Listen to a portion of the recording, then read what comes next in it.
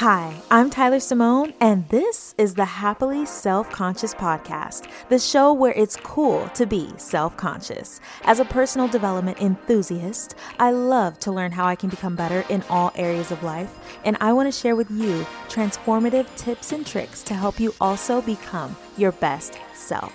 Together, we'll learn how we can become more self-conscious. Let's do it.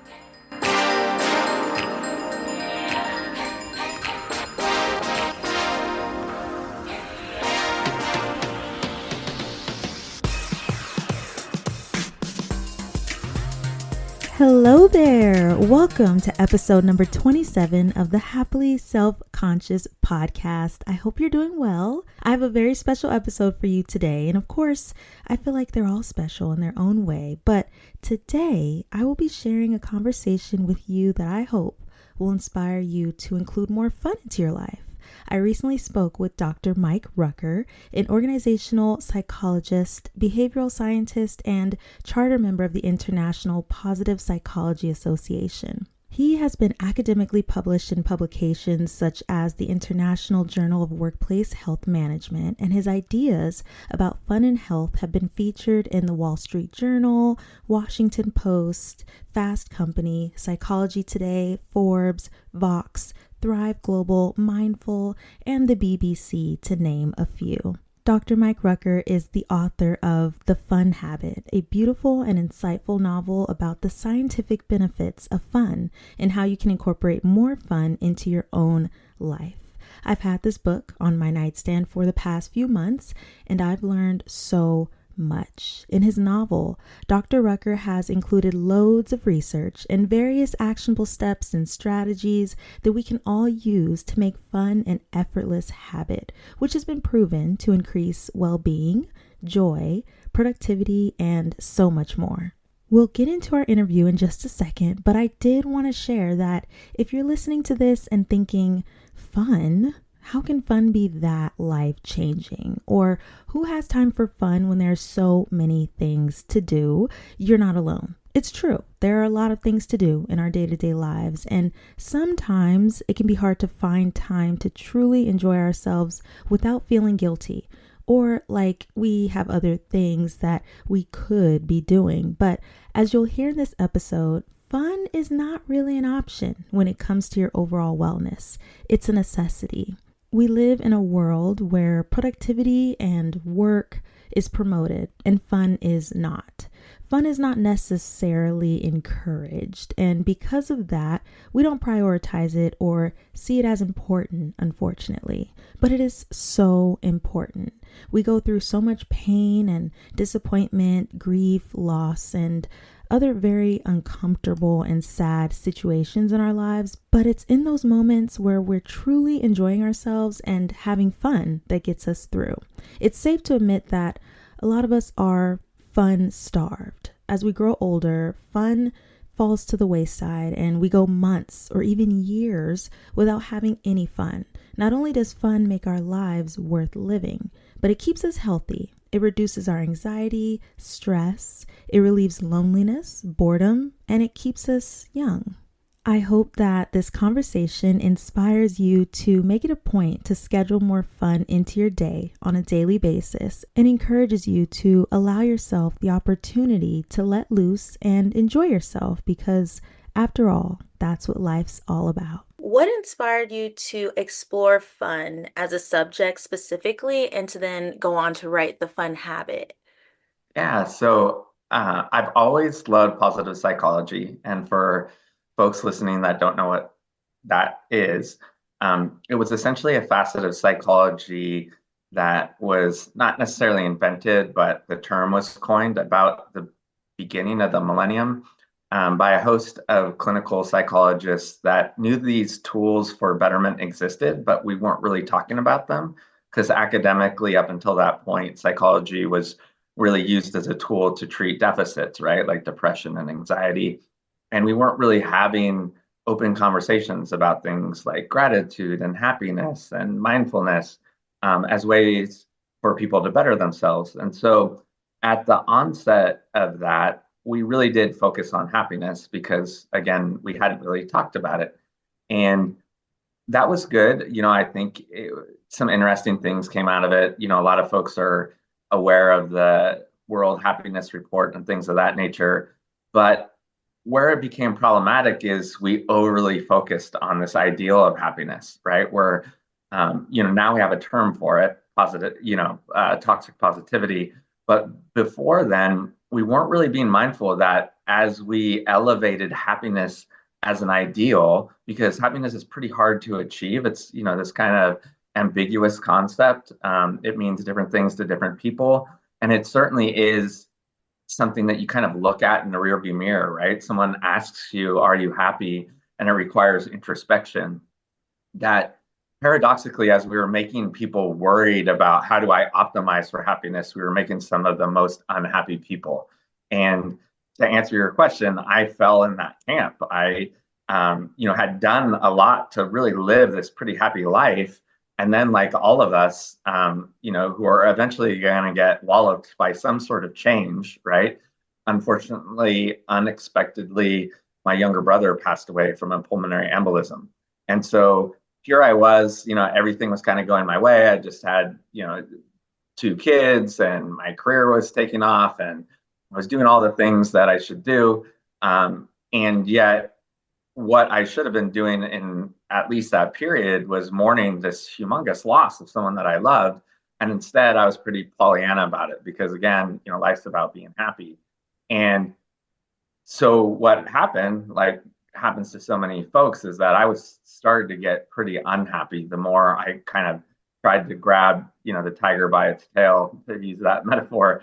It became more elusive. And so as I got into a darker place, I wanted to understand why. And so maybe there was some serendipity into why the book came about. But around that time, 2015, plus or minus, we were starting to realize that, especially here in the West, as we were elevating happiness as an ideal, it was becoming pretty problematic. And that's because, happiness to some degree is reliant on comparing ourselves to others.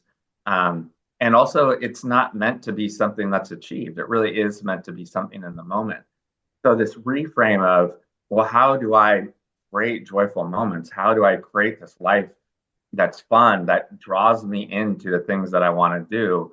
How can that be more helpful than, how can I become happy? And so that's the elevator pitch for the book. Yeah, yeah, that sums it up.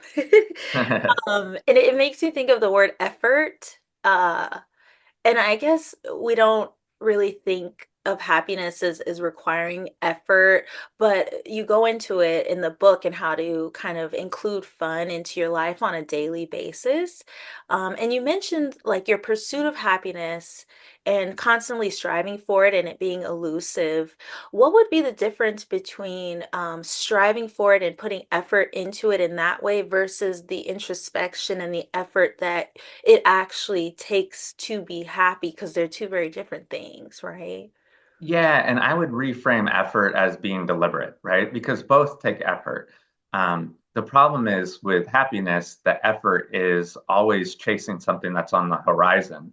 And when you do that, what happens, what we now know, because this is not just like an assertion or conjecture, this is empirically validated, that if you're using that effort to always get to somewhere that's out there in the horizon, some might even call it a mirage, you start to put your focus on that gap between where you are and where you think happiness might be, right?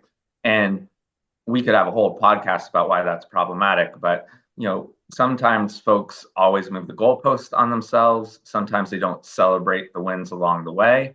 Another big problem is social media, where we're comparing ourselves against the curated lives of others, and we don't stop to think like, okay, wait a second, I've never seen their bad days. I'm evaluating my life against someone who's essentially handpicked the best moments of their life, right? And so it's not necessarily about effort, because in that scenario, you're still putting effort towards trying to get somewhere. It's just getting there is impossible. It's more about being deliberate of how you spend that energy and then enjoying what you're doing. Because oftentimes, if you make deliberate choices about how you use that energy and then remind yourself, wait, I can also enjoy this process. I can surround myself in an environment where I want to do the work. I can surround myself around people that lift me up, don't draw me down. Oh, I need to do this hard thing, but I can do it in a manner that I find enjoyable, not something that's completely depleting. If you change those variables, then you're still striving for betterment, but you're doing it in a way that's restorative rather than something that's like, if I just get through today, I'll finally arrive, which we know is a fallacy. Yeah, definitely. And you hinted at this or touched on this just now, the enjoyment in social media and the fact that we see the highlight reel of people and their good moments. And I remember in your book you mentioned how fun is kind of it's different for everybody. And so it makes me think, you have to actually give time to figure out what's fun for you as a person, as an individual, rather than what's fun for everybody or from what you can see is fun for other people. How would you differentiate happiness and fun? How are they different? So fun is enjoying what you're doing, right? Where happiness is this lagging indicator of how am I doing, right? And so in any given time, happiness might be different. But this is where I think the word that you use does come into play, right? So if we're looking at how we experience life through energy, if you're contemplating your own happiness, then you're in this state of rumination or introspection where that energy you could be using to actually enjoy the company of others or engage in an activity that lights you up is now being used of, hey, am I in a good place compared to the Joneses? Is my life going in the right direction? And so there should be time for that. But what becomes problematic is that if we get stuck in that state of rumination, then oftentimes if we're always looking at happiness off in the distance, it can bleed into our identity that we are unhappy people. And that's very insidious because it happens slowly.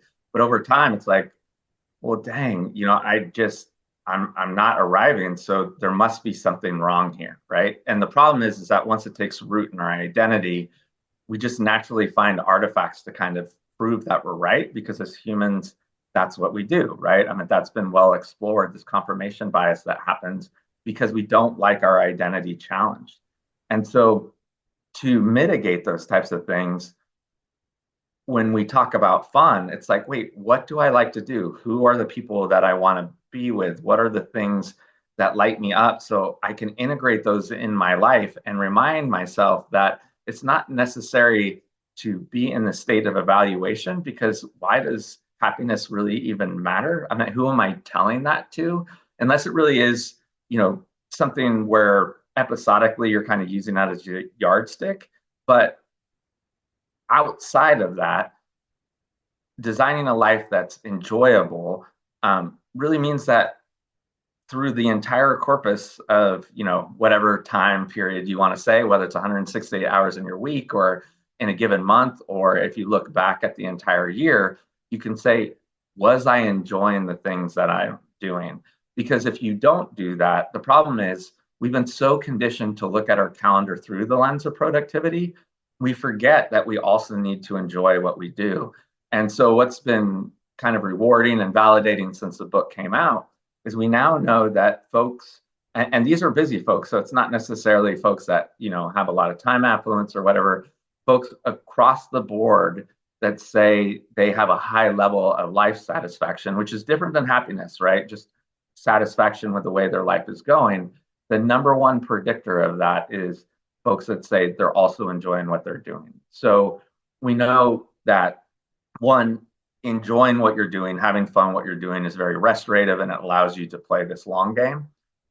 The other is that we know that folks that are deliberate about putting fun into their schedules, so the science behind this is called the hedonic flexibility principle, they're actually paradoxically also the most productive because they know when to stop, right? And so when the workday is done, they have, oftentimes have transition rituals. They know that they need to put fun with their friends on the schedule so that, they don't just kind of plop down on the couch and engage in what a psychologist call passive leisure, which doesn't really, lead to anything. Ultimately, you look back and go, wow, that week went by fast, right? With like no fond memories to kind of latch onto.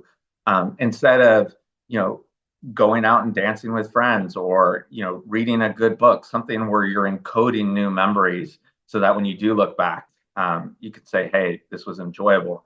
And so folks that are able to do that are the ones that kind of find themselves in an upward spiral because they show up the next day with their batteries charged.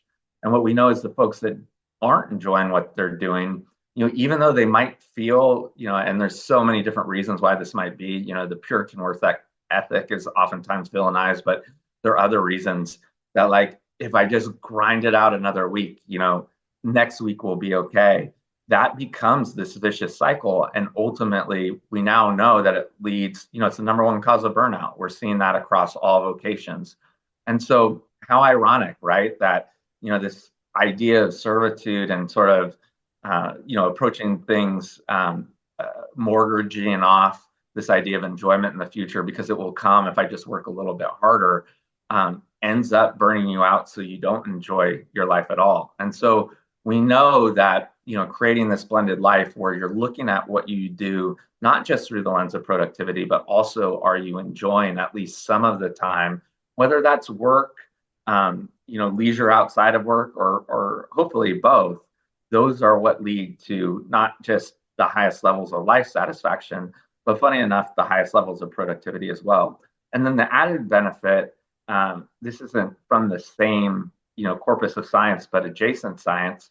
When folks are enjoying what they're doing and they're not depleted, especially folks in knowledge work, are the ones that come up with the most innovative solutions, because it's really hard to think in a nonlinear fashion if you're tired, right? Like when we're tired, I mean, anyone listening knows it's like, I just need to get through today, right? And so you do what you remember you're supposed to do so that you can just finish it. But when you are in a restorative state because you've been enjoying your time, that's when you have that psychological safety to be like, hey, there might be a better way to do this. And so that innovative nonlinear thinking also leads to better solutions if that's the field of work you're in. Yeah, yeah. And that makes sense. And knowing that and the growing research around productivity and having, including fun so that you can be more productive, why do you think that it's not made to be required?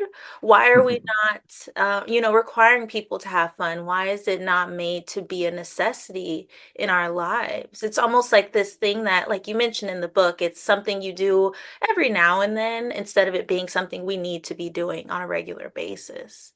Yeah, that's a great question. I think because we really do elevate sacrifice, but both of those can coexist. That's why I, wrote the last chapter about, big change makers that have essentially dedicated their entire life to service.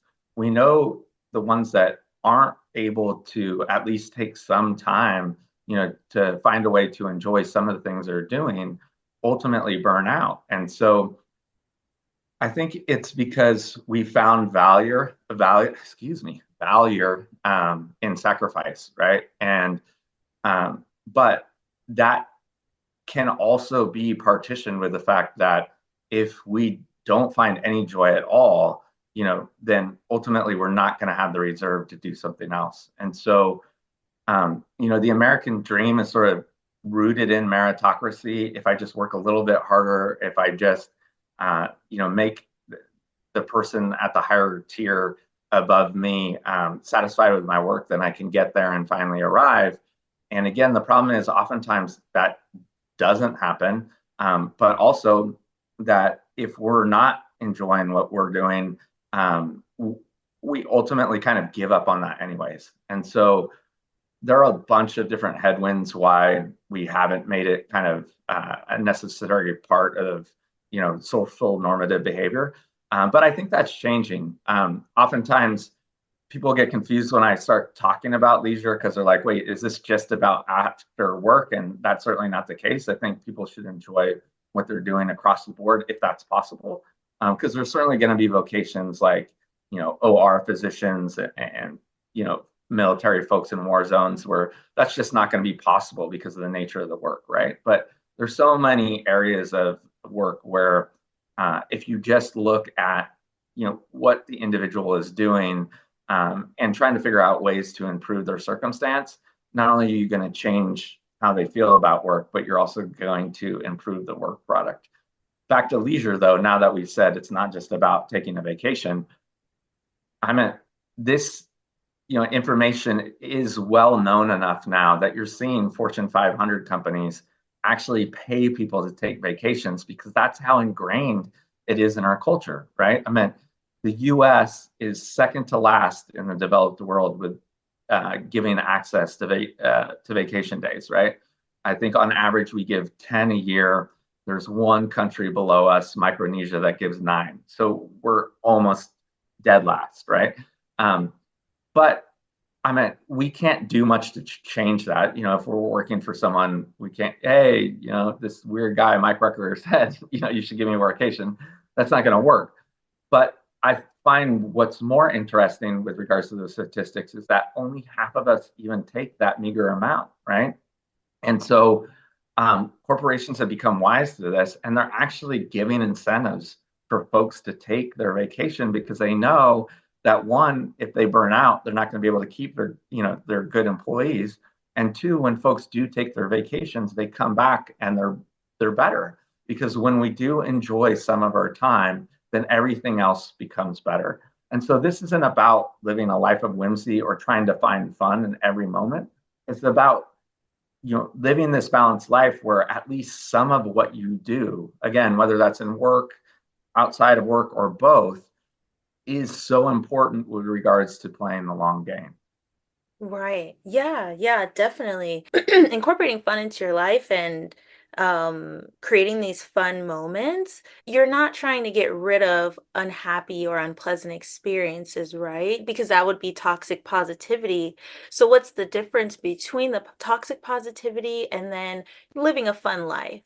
Yeah, so you queued that up nicely. I think one of the areas that we found, back in 2015 that I alluded to earlier, is that when you're, this kind of quote unquote good vibes only crowd, if your days are meant to always be great, when something does come at you, you don't have the emotional flexibility to deal with it. And these folks really fall off their pedestal.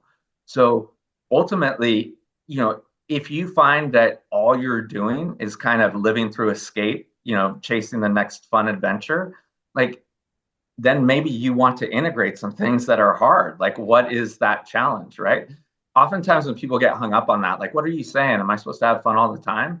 It's like in the 90s when sleep deprivation was a huge problem and we were trying to get folks to sleep more, right? I mean, I think that's pretty well known now, fortunately, that if you're sleeping less than 5 hours a day, ultimately you're going to fall off a cliff and you're not going to be productive. Once we course corrected that, we're not like, hey, you should sleep 24 hours a day because things are going to be so much better. More sleep is better. That's not the issue here with fun either. The issue is that we're so fun starved that folks are, rightfully have really poor mental health and are unhappy, unfortunately. And so the remedy for that is realizing that you have the agency and autonomy, at least in some periods of your life. Again, I like the 168-hour framework because it's just short enough, where you can go, wait a second, there are a few things that I can do. And let me kind of sit there for a second. Like, when someone's like, well, I just, I wouldn't even know where to start. It could be as simple as just reclaiming your lunch break. My background academically is in organizational psychology, and we know it's that simple, that the folks that are able to take a real break from their work, from the morning session to the afternoon session, and use that to do something that they want to do. Let's say they're an introvert, so they get engrossed, in eating a good meal and reading a good book, or they're an extrovert, so they walk down the street and find their friend and, whether it's the Esplanade or whatever, have a really enjoyable lunch. When they show up the second half of their workday, they're able to do the hard things instead of sitting staring at their screen and just clearing their inbox. So again, this isn't necessarily about, how do I learn how to juggle? It's about how do I find these micro moments of joy within my week so that I live a restorative life and not something that's just, okay, if I get through this, I can get to the next thing. I really like the mental model of how can I change some of the things that I do from I have to do this to I get to do this, even if it's the same thing, right? With parenting, we're often able to make pretty good headway in that regard. Just reminding parents that you don't have to do everything through a sense of duty. Like an example I often bring when I'm working with parents is, so many parents just bring their kids to the park and will sit on a bench, and scroll through Instagram, thinking that they're essentially childcare. It's like, yeah, that has been your habit, but why don't you ask your kid what he or she wants to do with you that you guys both find enjoyable? For my daughter and I, it was cooking classes, right? Because I really wanted to learn to cook. It was something I never had time for. She was like, heck yeah, let's do this. And we started going to a cooking school, but that became too expensive. So now we just do it through YouTube tutorials, which is completely free. And so even if you're not a parent, it's like, how can you make these small sort of, mental shifts, even if it's doing something that you already do? And so there's work that I love to cite in this area from Dr. Cassie Holmes out of UCLA. She wrote a great book herself called The Happier Hour. And she just had folks go into their weekend reminding themselves it's a vacation, because so many of us habituate our behavior that we're like, okay, well, the weekend's for, catching up on my personal things. And so what she found was that people didn't necessarily change their behavior, the things that they did. It's not like they went off and had staycations or whatever, but just that reminder of like, wait a second, this is my 2 days for renewal. This is the time that I get to decide what I want to do, was enough to bring them to Monday with such a better attitude and so much more energy to it, kind of attack the challenges that they had. And so, if you can make better choices about how you spend your time and integrate, opportunities for active leisure, if you have that type of privilege in your life, great, because we know that will have, a bigger impact. But sometimes it's just about reframing what you already do, or negotiating, what you do with the people that you love in a way where everyone finds it enjoyable. Just going off of that, to kind of close this out, if someone is just starting to maybe want to incorporate more fun into their life, what advice would you offer to them? Yeah, so it's really starting of being mindful how you spend your time, right? Oftentimes, I suggest there's something you can easily find online called the Rucker play model. And it's a way to just look at how you're spending your time in 4 different ways. And so, there are these things that we referred to as microjoys, just walking your dog in nature, playing with your kids, the coffee date with your friend. Do you have a few of those in your week? Because they're really easy to do. And if you have let your life get so busy that there are none of them in your schedule, it's a great way to be like, okay, let me pre-commit to making sure that I just do 1 or 2 of these things. And that's all it takes, right? You remind yourself like, oh yeah, I am busy, but I can still add a couple of these things that give me a smile that, when I do have a hard day, I can look forward to, because I know I'm going to be able to see, someone who I really enjoy in a couple of days. The living quadrant are hard things that lead to betterment. And so as you look back at your schedule, if you don't have at least one of these things, you might want to ask yourself why, right? Because most of us feel better when there is some type of opportunity for growth. As I said before, I do advocate for hard things. So there's this concept called type 2 fun, where what you're doing in the moment, you wouldn't go, oh my goodness, this is fun. Oftentimes this is endurance sport athletes, like, a rock climber is kind of almost about to, fall off the cliff. But then when they get to the top, they're like, oh my gosh, that was so fun, right? And so if they're, it could be a spiritual practice, it could be, training for some sort of sport, it could be, starting a business, something that you're really passionate about. If there are none of these things that are going to kind of be expansive and light you up, you might want to ask yourself why not, and see if there's a way to incorporate those. And so asking better questions about the really hard things in your life can be helpful. And then the easiest low-hanging fruit is what I call yielding activities, and those are the things that we just do to pacify our time. Oftentimes, things like mindlessly scrolling social media or plopping down on the couch and channel surfing. So I never villainize someone for watching their favorite show. I mean, especially, if you're with your family, we know those things are good uses of time. But if you're kind of just trying to escape a really bad day habitually, right? I mean, if you have a horrible day and you just want to forget about it, like, you do you. But if you're doing this as kind of a chronic way to escape stress, we know that it never is restorative. In fact, it really does lead to more stress because as you continue week after week of not encoding any information that says, hey, I'm having some fun in what I do, you'll look back and go, where did the time go? Right. And, there's a whole host of research, that backs this up. I think most people are familiar with Bronnie Ware's work, The Five Regrets of the Dying. And so, making sure that those yielding activities where, I don't need to scroll social media for 3 hours or, right now with the election cycle, I can get all the information I need about the election, in 30 minutes. I don't need to just get repetitive information for 3 hours. How could I instead go connect with someone who's going to make me feel safe in an environment that I'm going to enjoy after I get, a dose of the information that I need, like in 30 minutes. So that yielding category is, I think most people can start by just looking, at the health meter on their phone and see how much time they spent on apps. Almost, at 7, 8 times out of 10, folks are so surprised when they're like, wow. And sometimes it's not social media. It's silly things like Slack or Gmail. Like I spent 14 hours in my inbox. Like that's not a good use of time. My job is not sending emails. And so then you can start to ask, again, better questions about how am I spending this time and could I potentially do something else, by optimizing that way. And so it goes back again by not just looking at your calendar through the lens of productivity, but also about how could I enjoy some of the things that I'm doing on my calendar.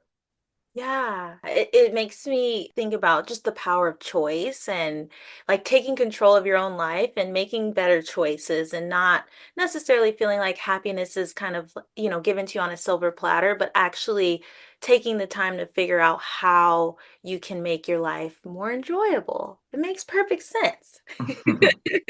Yeah, so two quick behavioral science concepts that are just, premeditation and pre-commitment. I mean, part of the issue is, especially as we get older, we just habituate our lives because it's easy, right? We just let one week roll into the next. And so I guess kind of a second strategy to offer your listeners is it's as simple as just writing down a list of things that you want to do, because once you identify them, right, they're there.